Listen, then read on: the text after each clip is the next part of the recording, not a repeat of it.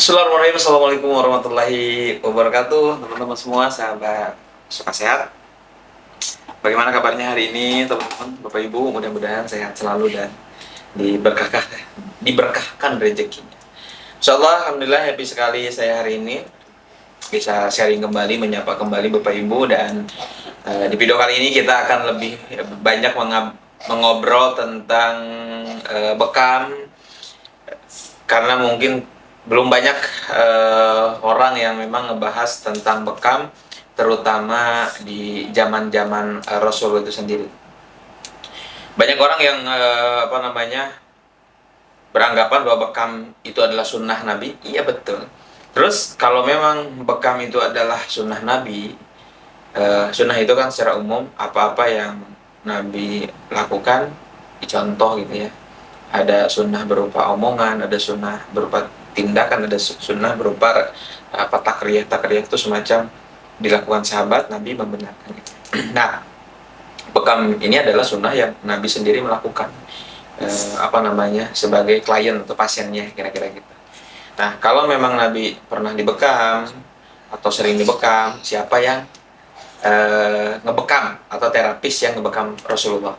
Nah, Bapak Ibu yang tahu, teman-teman yang tahu, boleh komen di kolom komentar gitu ya.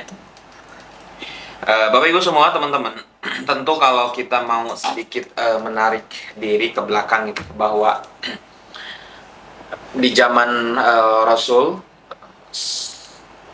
tentu dunia pengobatan tidak secanggih hari ini, yang memang semuanya sudah sangat lengkap ada gitu ya.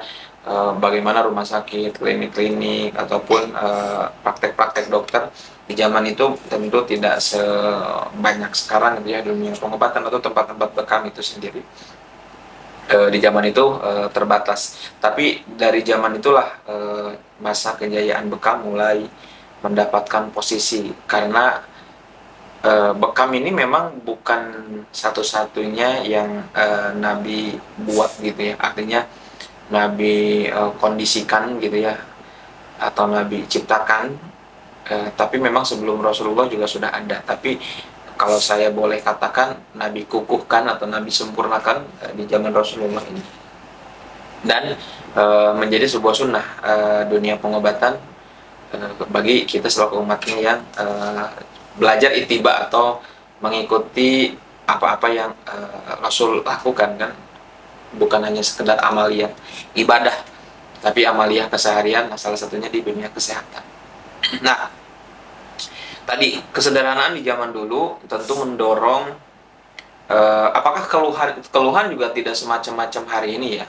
Zaman dulu secara umum alamiah orang juga pasti ada yang sakit gitu ya, ada keluhan gitu ya, mungkin sakit kepala misalkan, dan berbagai macam keluhan lainnya. Tapi tentu tidak separah hari ini yang memang sangat masif sekali, semakin modern, tapi banyak orang yang keluhannya juga makin banyak dan sedini mungkin. Artinya kalau dulu mungkin orang tua kita yang sakit itu udah usia 60-an, tapi hari ini usia 30-an, 20-an orang udah sakit.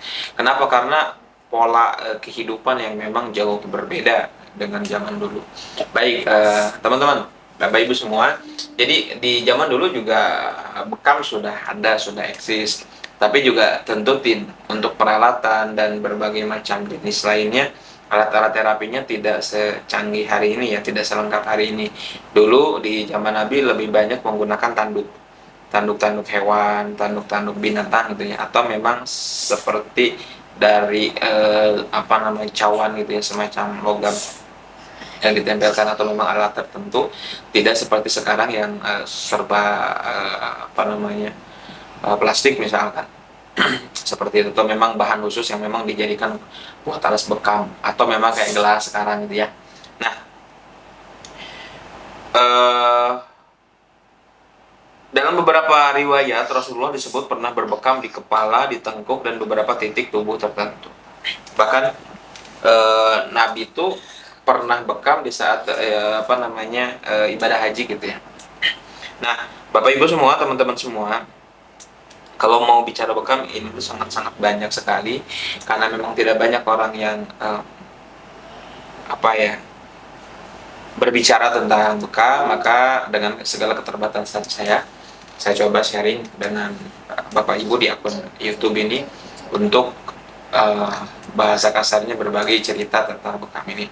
Teman-teman, di zaman dulu, di zaman Nabi, tadi saya sudah sebutkan di awal, kalau memang bekam ini ada dan populer di zaman itu, siapa terapis atau pembekamnya? Ada, namanya itu Abu Thaibah.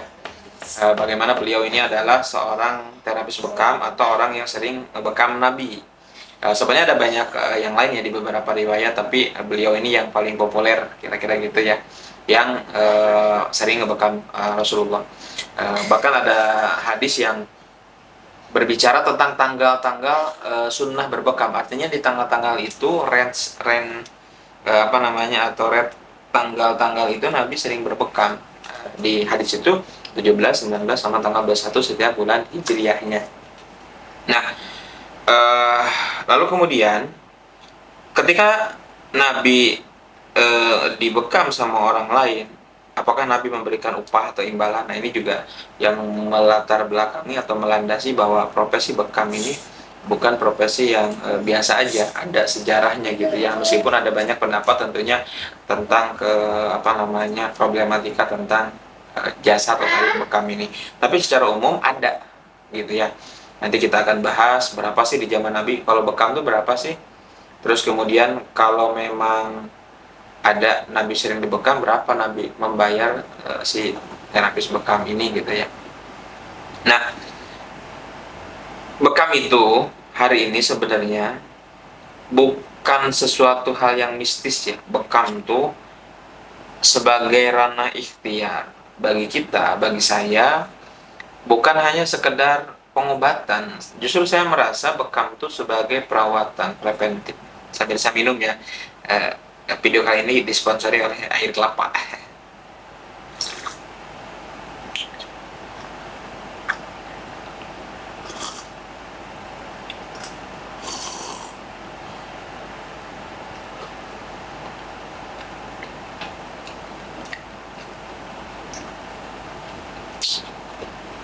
Lanjut ya, bahwa saya sebagai seorang umat Nabi ya, yang sedang belajar berikhtiar ngikutin apa-apa yang sering Nabi lakukan. Salah satunya saya sering bekam karena Nabi pernah bekam. Terlepas ada penelitian ilmiahnya atau enggak berbekam di bulan atau di tanggal itu, tapi ya tugas saya ittiba tadi ya, artinya ngikutin apa-apa yang Nabi lakukan, karena saya yakin apa yang Nabi contohkan itu pasti bernilai manfaat gitu ya. Nah, dalam konteks hari ini adalah tentang bekam, bahwa ya mungkin Nabi itu kan gini, ketika dia melakukan sesuatu itu kan bukan atas sekedar gabut enggak juga kan. Ada hadisnya bahwa Nabi itu melakukan sesuatu, berbuat, berucap, bertindak itu tuh atas dasar wahyu, artinya Allah bimbing, Allah arahkan. Karena memang ya beliau itu adalah suri tauladan. Nah, terlepas daripada itu, Bapak Ibu teman-teman semua, jadi terus apa dong sikap yang harus kita lakukan? Artinya bahwa ketika Nabi sering berbekam di tanggal-tanggal tadi, maka tugas kita, kalaupun memang kita mau meneliti, mencari, menggali informasi tentang manfaat bekam, jurnal-jurnal bekam, ada banyak sekarang, silakan boleh dicari. Tapi besitkan dalam diri kita bahwa kita melakukan ini semua atas dasar apa namanya, sunnah tadi ya, atas dasar ada dalilnya, ada keterangannya, sehingga insya Allah tidak sekedar sia-sia, artinya ada bernilai pahala.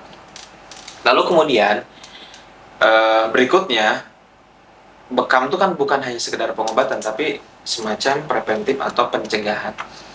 Bagaimana hari ini kadang saya suka mengibaratkan tubuh saya sebagai kendaraan gitu ya, tapi bukan menyamakan dalam arti oh sama dong tubuh sama kendaraan, enggak, tapi saya coba memfilosofikan supaya mudah mencernanya, bahwa ya motor, mobil atau kendaraan apapun, ketika kita sering rawat kendaraan itu, maka secara usia dia tuh akan lebih panjang. Kenapa? Karena akan lebih terawat.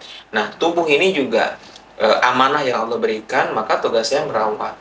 Jadi nggak nunggu sakit dulu saya bekam. Makanya Kalau orang mau bekam itu benar-benar karena ittiba sunnah atau bernilai kesehatan, maka sebulan sekali adalah waktu yang terbaik untuk kita melakukan bekam. Apalagi di zaman sekarang yang semuanya serba instan tadi ya, makanannya, minumannya dan lain-lain. Jadi dari 1 bulan dari hari ini kita bekam ke 1 bulan kemudian itu tuh sangat cocok. Bahkan kalau saya sih agak ekstrim, itu kurang karena terlalu banyaknya apa namanya terlalu banyaknya kotoran, toksin, racun yang setiap harinya kita masukkan ke dalam tubuh kita dibanding pengeluarannya, apalagi yang mager, malas gerak dan lain-lain.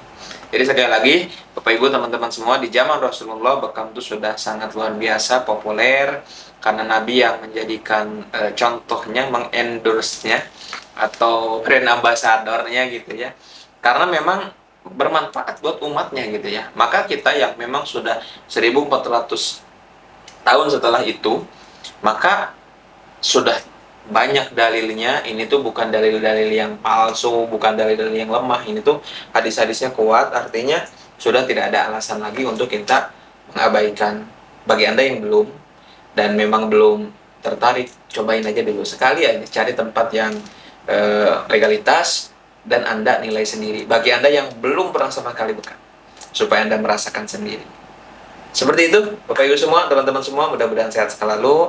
Barakallahu fikum. Assalamualaikum warahmatullahi wabarakatuh.